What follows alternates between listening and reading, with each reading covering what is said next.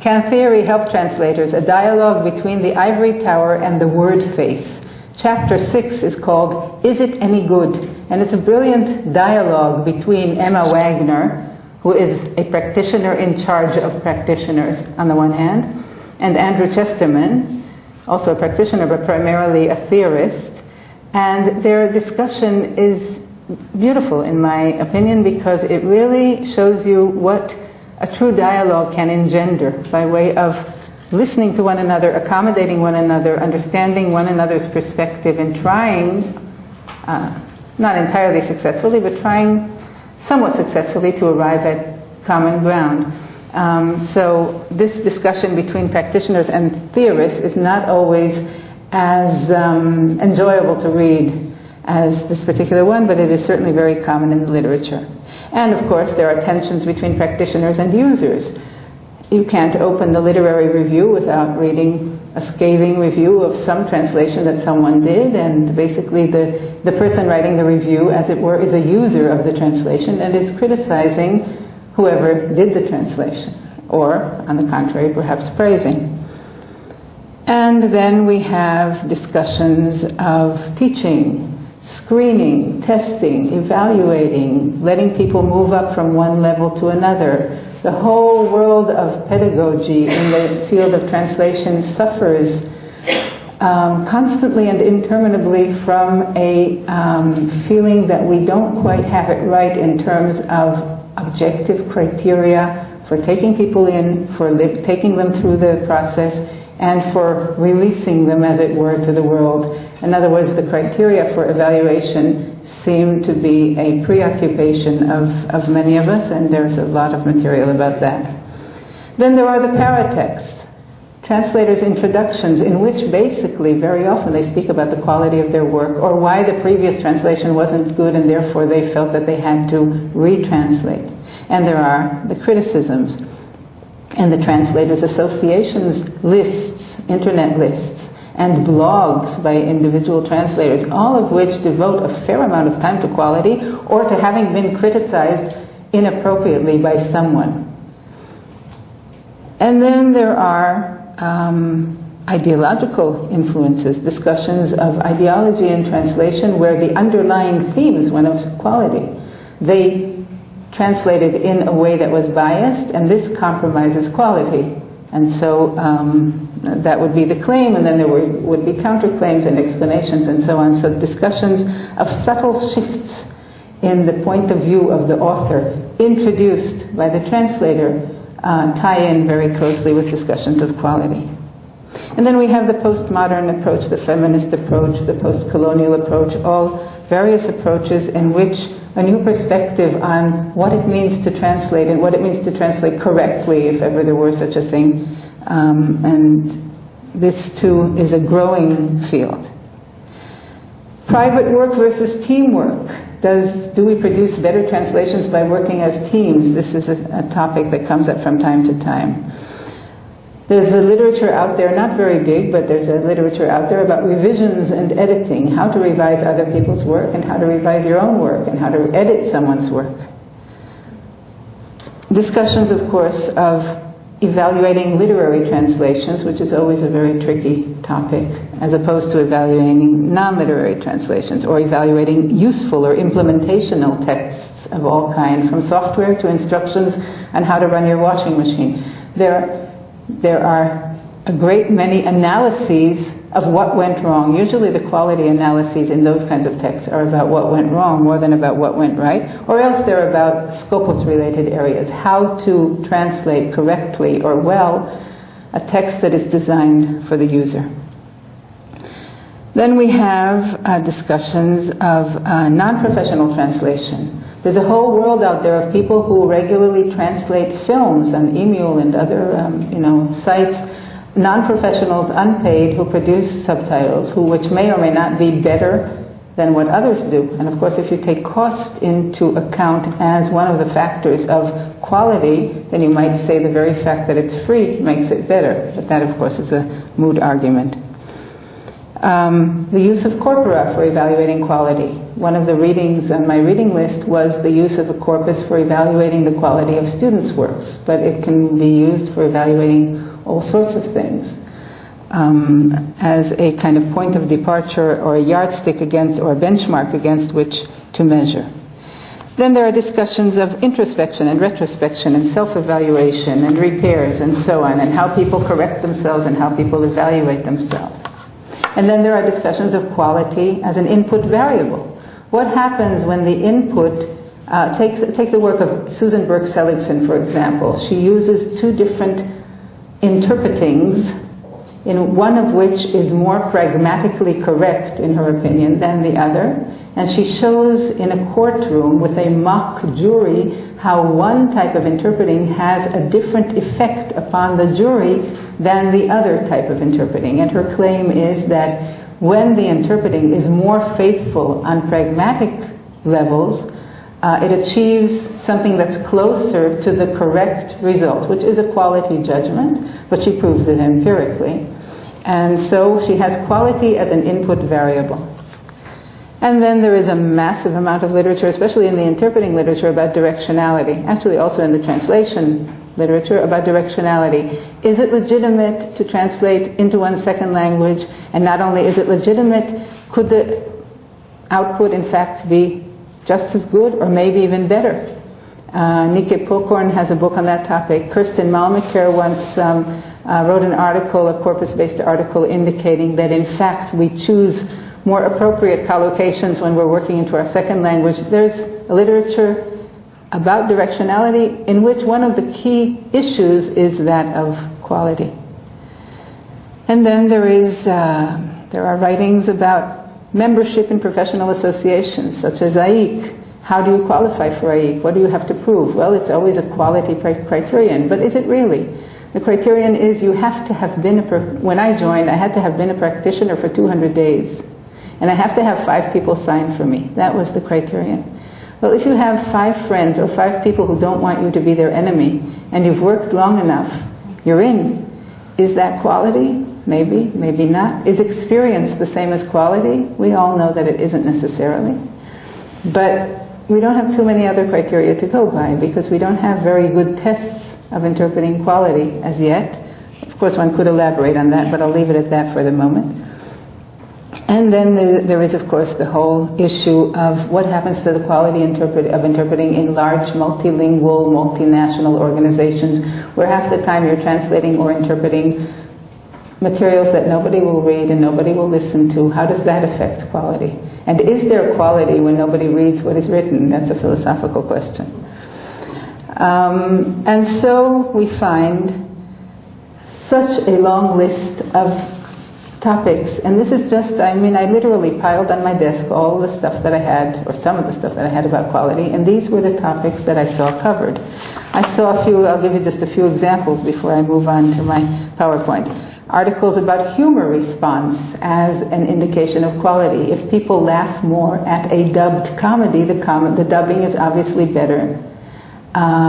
If you dub it twice and at one they laugh more than at the other, presuming it's a comedy, this is a criterion. If they laugh less at the dubbed version than the target audience of the original version laughed at the original version, then maybe the dubbing wasn't good. But of course, maybe the jokes weren't very funny to the second target audience. This is something that has to be teased apart. Anyway, this is a typical topic.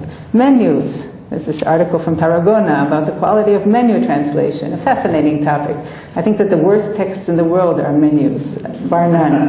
I have a collection, I have 4 files in my cabinet of poorly translated menus. They always make a very good opening lesson in any translation class, because people are rolling on the floor with some of the stuff that you find in menus.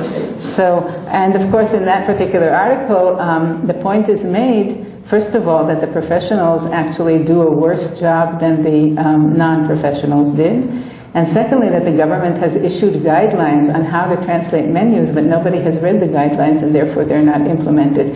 So when you get into some examples, you see that the topic becomes richer and more complex than you expected. Then I found, again leafing through this collection, an article about a Hungarian writer whose chances of being published in English were ruined forever because one translator had slaughtered him, according to the writer, and therefore nobody would ever want to read him again in Hungarian, which is very, how should I say, almost tragic, but very interesting perception. One translator can certainly, to some extent, build a writer, but can also crush a writer. And this was the topic of that article. And on it goes. I collected another couple of dozen examples to tell you about, but I think I'll move on. I think I've made the point that it's a topic that I can't cover anyway because it is so variegated and so complex and so elusive. Elusive or conundrum, those would be the two key words, because both of them point to the fact that quality is norm-based. It's in the mind of the user. It depends on the purpose. It involves a plethora of parameters, and it is something that we can never quite get a full grasp of. At least that's how I feel about it. I'd like to show you a few indications of what of some of the things that I came across, and then I have a handout. Peter Newmark, 1982, tells us simply, maybe he could have saved us all this trouble, detailed schemes for assessing translation are, along with certain other fields of translation research, dead ducks, either too theoretical or too arbitrary. And although I'd like to say, well, really, I must say, well, maybe he has a point. They are very theoretical and they are very arbitrary, and yet, being more serious, he may have a point, but I would still feel very strongly that it behooves us to try to work out schemes for assessing translation, particularly since translation is our business and is a growing business. And in one of the better articles that I came across when I was going through the literature by Suzanne Lauscher in the Translator, Volume 6, she sums it up, I think, very well. Instead of paraphrasing her, I just want to share it with you. The growing importance of translations and translating in a globalized world has turned translation quality and translation quality assessment into topics of public interest. And she goes on to tell us that more and more people are translating, more and more people are reading translations, more and more people are evaluating translations, all of which we know it's not new, but it's a good foil, it's a good counterclaim to what Newmark tells us here. This we've looked at, a typically prescriptive description. Okay, as Emma Wagner tells us in that chapter that I mentioned, translation can be evaluated from at least 4 different basic perspectives: as a product, as a process, as a service, and here I have a typo, it should be an adjunct of the source text. And that's why quality assurance is so complicated, especially if it is to be objective and reproducible. So we hear more and more echoes of the fact that the topic is indeed elusive. Elusive it may be, but it is clearly a preoccupation of a growing number of people. Just last week I came across this article. It's from July 31st from Beijing. China to enforce translation tests to improve service. China will require people who want to serve as translators and interpreters to pass a certified test with the purpose of improving translation quality and services in the country. There's always a built-in assumption that when you have a test, quality will improve. It's a bit more complicated than that, but okay. And they go on to say, all the translators working at government organizations and public institutions must pass the China Aptitude test for translators and interpreters before they take up their jobs starting 2008.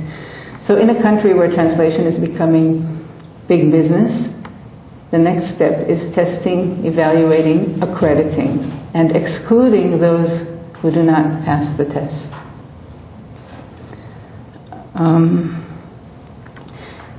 And in the United States, too, preoccupation with quality prevails. If you go into the website of the Interagency Language Roundtable, which is a kind of conglomerate or roundtable of representatives of different ministries, offices, departments in the U.S. government, you see that there are different professional levels. There's 1, 2, 3, 4, 5. There's even 1.5 and 2 plus and 3 minus and all sorts of gradations in the middle. And they're now in the process of working out the scale for interpreters, but the jury is still out on that one.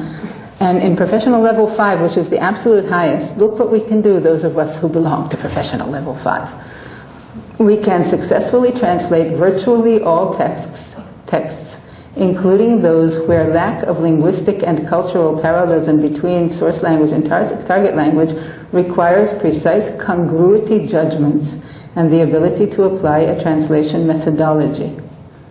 Expression is flawless. Nonetheless, the resulting product may be subject to quality control. Okay, I like that caveat. Okay, we're flawless, we're perfect, we know how to ensure congruity, but nonetheless, it's subject to quality control. Nobody's perfect. So this is the absolute highest grade that you can get by US government standards, but it is still a relative term, and it still has a few fuzzy edges, or fuzzy terms within it. Moving on from what different governments tell us that we ought to be doing, I'd like to give just 2 examples from healthcare interpreting. One has to do with what happens when you do not provide interpreting. And this is a rather lengthy quote, but it basically speaks about a hospital that violated federal laws by not providing language translators, as they call them here, to Farsi and Spanish native language patients. And as it says here, according to the US law, hospitals receiving federal funds in the US must provide interpreters for patients with limited English proficiency. Interpretation services should be provided free. So there was a suit filed because no interpreting was provided. Obviously, no interpreting is not the solution. We must provide interpreting. And this is a topic that I talked about a bit when I was dealing with community interpreting, and someone asked me, I think it was you who asked me about this, right? So I put it back into the PowerPoint. One way of accommodating the language, the person who doesn't speak the language of the country, is by icons and pictures and different kinds of symbols. It is definitely not an adequate solution.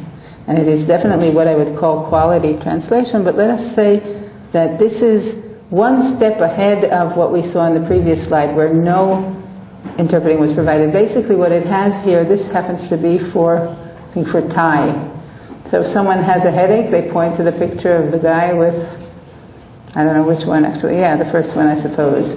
And you point to the picture that seems to represent what you're feeling right now, or the doctor may point to the picture by way of a question. It is obviously inadequate, but this just shows you something between no interpreting and having something. But this belongs to the community interpreting class. I just wanted to mention it in passing. I'd like to give a few examples, not from hospitals, which I talked about quite a lot, but from the courtroom. And again, to speak about how elusive quality can be. Let us say interpreting is provided. This is a segment from a book by David Grossman, a well-known Israeli writer. It's an old book, it's from 1987. I'd like to say that things have changed since then, but I'm not sure. Anyway, the interpreter is a broad-shouldered Druze soldier whose face is the epitome of impassiveness. He has long since stopped interpreting the proceedings for the defendant. The defendant's family look at him imploringly. He is their only link to what is happening. Not until the judge reprimands him does he snap back to life, resuming his interpretation for a few minutes. Soon, however, he sinks again, ever so slowly, into his all-embracing stupor. So sometimes we're provided with the interpreter, but the interpreter is not very highly motivated. He's there because he's told to be there. He's told to interpret. He's never been taught what it's all about. He is not entirely aware of the implications of his behavior, one would assume. And this is the result. I should actually correct for the record and say that a student of mine recently did an MA thesis on the Druze soldiers who interpret in Israeli military courts, and she didn't observe anything like this. They were actually quite motivated, so maybe things have changed. But this is an example of where interpreting is provided, but quality is not assured.